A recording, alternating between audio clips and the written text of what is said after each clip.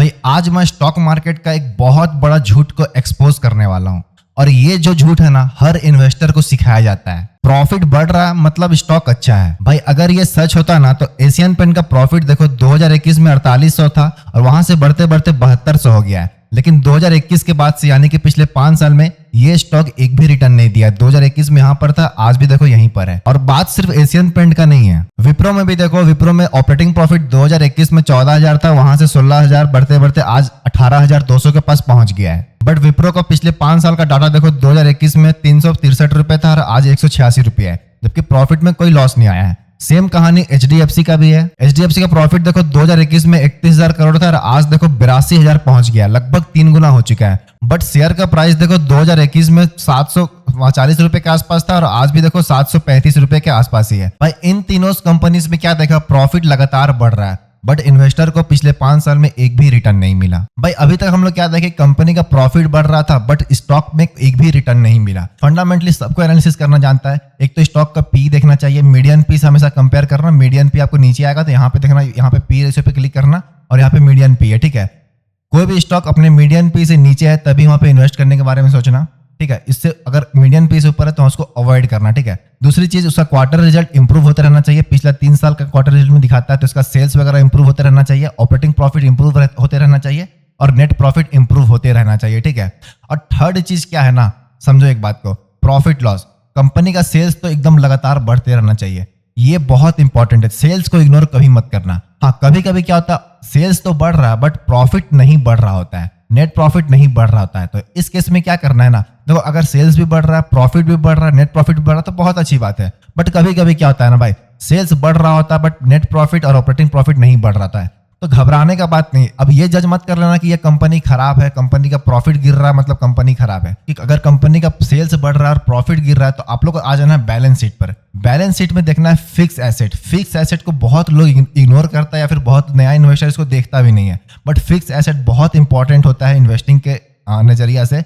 Fix asset मतलब क्या होता है, कंपनी के पास लैंड कितना है, बिल्डिंग प्रॉपर्टी कितना, मतलब प्लांट मशीनरी वगैरह कितना है, इक्विपमेंट्स कितना है, कंप्यूटर कितना है।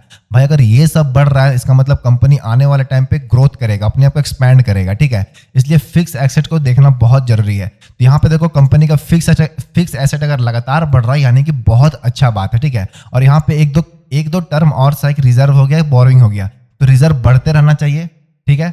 और बोरोइंग है वो जितना कम हो उतना अच्छा है, ठीक है। बट ये भी जरूरी नहीं कि कंपनी का बोरोइंग अच्छा है, ज्यादा है तो कंपनी खराब है। इस सब चीज से जज नहीं करना है कंपनी को। ओवरऑल आपको क्या देखना है, एक तो प्रॉफिट बढ़ रहा हो, सेल्स मोस्ट इंपॉर्टेंट, प्रॉफिट बढ़ रहा हो या फिर नहीं, सेल्स बढ़ते रहना चाहिए। एक तो पी रेशियो मैंने बताया, पी रेशियो मीडियन पी से नीचे होना चाहिए, ठीक है। ऊपर है तो अवॉइड करना। और थर्ड चीज जो क्या है, फिक्स एसेट। भाई फिक्स एसेट कंपनी का हमेशा बढ़ते रहना चाहिए। अगर फिक्स एसेट घट रहा है तो कंपनी को इग्नोर करो तो ज्यादा सही रहेगा, ठीक है।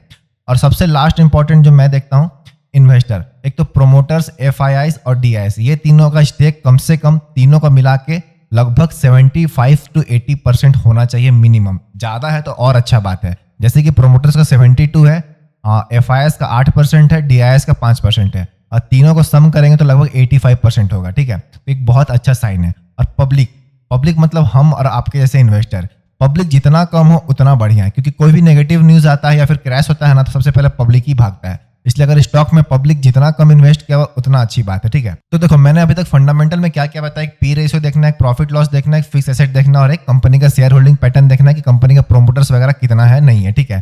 तो इससे ज्यादा भाई फंडामेंटल में और कुछ भी नहीं है। और जो लोग कहते हैं ना कि सीक्रेट क्या है फंडामेंटल का, मैं आपको बताता हूँ सीक्रेट कुछ नहीं है फंडामेंटल देख के। अब समझना मैं ध्यान से जो बता रहा हूँ। अब मैं एंडिंग करने वाला हूँ वीडियो को, बस 2 मिनट का टाइम लगेगा।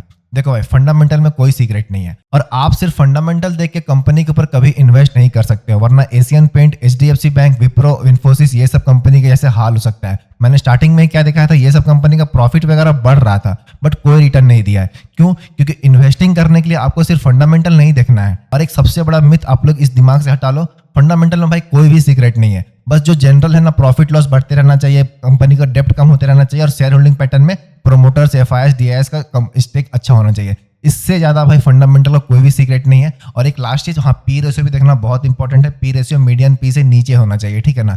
इससे ज्यादा भाई सीक्रेट कुछ नहीं है, फंडामेंटल में कोई सीक्रेट नहीं होता है। इन्वेस्टिंग के लिए आपको चार्ट पैटर्न देखना पड़ेगा और चार्ट पैटर्न में मैं पर्सनली 2 चीज देखता हूँ। और वो दो चीज जानना है तो भाई इस वीडियो में कमेंट करना, और इस वीडियो में मेरे को 500 लाइक चाहिए। अगर इतना मिल जाएगा तो मैं ऑटोमेटिक नेक्स्ट वीडियो उस पर बना दूंगा कि मैं चार्ट पैटर्न में क्या देखता हूँ, और उसी दोनों को कंबाइन करके मैं तब जाके उस स्टॉक में इन्वेस्ट करता हूँ। ब्लाइंडली सिर्फ फंडामेंटल देख के प्रॉफिट बढ़ रहा कंपनी में इन्वेस्ट कर दिए तो फिर कैसा हाल होगा, जैसा एशियन पेंट का हुआ है, एचडीएफसी का हुआ है, इफ्रो का हुआ है, और भी बहुत सारा कंपनी का ऐसा हाल हो चुका है। ठीक है, इसलिए सिर्फ फंडामेंटल देख के इन्वेस्ट वगैरह नहीं करना है, और फंडामेंटल में कोई भी सीक्रेट नहीं है। ठीक है, तो यही था ओवरऑल आज के वीडियो में समझाने का आप लोग को मकसद। तो उम्मीद करते हैं आप लोग बहुत कुछ सीखे होंगे, काफी इंटरेस्टिंग लगा होगा और एक नजरिया बदला होगा इन्वेस्टिंग करने का। ठीक है, तो मिलते हैं नेक्स्ट वीडियो में किसी नेक्स्ट टॉपिक के साथ, तब तक के लिए बाय।